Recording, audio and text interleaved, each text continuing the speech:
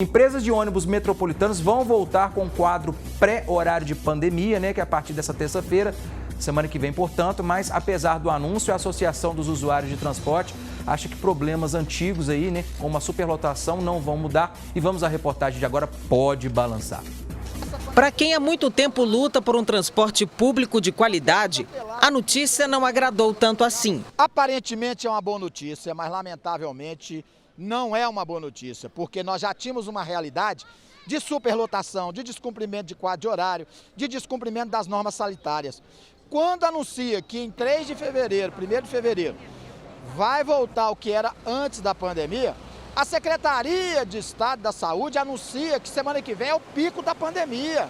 A informação do retorno dos horários praticados pelos coletivos antes da pandemia foi divulgada pela Secretaria de Estado de Infraestrutura e Mobilidade.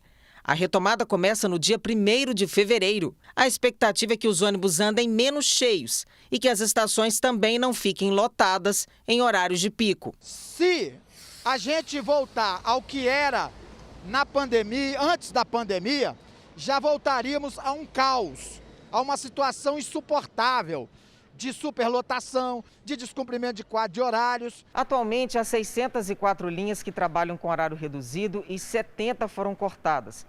A redução dos horários começou em março do ano passado, quando o governo de Minas anunciou que o estado estava na onda roxa. Com isso, os coletivos de 8 cidades da região metropolitana tiveram as viagens com os horários reduzidos, entre as 8 da noite e as 5 da manhã. Durante o dia, o quadro permaneceu normal. Pelo menos no papel, porque na prática o que se via era bem diferente. Passageiros espremidos dentro dos ônibus, estações cheias e muita aglomeração. Porque com pandemia ou sem ela, quem depende do transporte reclama bastante. Meu ônibus não passou não, tive que pegar outra linha de ônibus pra cá. Vamos chegar em casa, olha pra você ver, tem mais de 40 minutos, tô esperando aqui. Eu esperei muito tempo, né, porque eu pego 3 ônibus para chegar no meu trabalho, eu trabalho no Lourdes, então eu pego 3 ônibus para poder chegar lá e foi bem difícil para chegar. Para evitar um colapso, a associação pede intervenção urgente do Ministério Público. Nós queremos apelar ao Ministério Público, ao doutor Jaba Soares, tão competente, tão dedicado, que ele, por favor, pelo amor de Deus, atenda os usuários de transporte coletivo, porque está tendo cometimento de crime, é descumprimento de contrato. Eu ainda entendi, então, no final de tudo que foi dito ali, no tom, né, que foi colocado, que a situação ainda mesmo assim é grave, né, e precisa de um posicionamento urgente. Foi quase que um desabafo. E a questão dos ônibus, a gente acompanha aí, a gente falar em questão de ônibus, né, realmente, independentemente da situação de agora, pré-pandemia, o que a gente encontra são os ônibus lotados do mesmo jeito e não há o que contestar, infelizmente. Semana passada nós mostramos aqui a situação do ônibus que tombou lá depois do eixo se desprender da estrutura, tinha 90 passageiros dentro do ônibus. Podia estar transportando 41 nessa situação de pandemia, 40 me parece. Ou seja, era mais do que o dobro, tinha 90 ônibus depois de arrancar o eixo lá, o pessoal sendo resgatado, aquela história toda lá.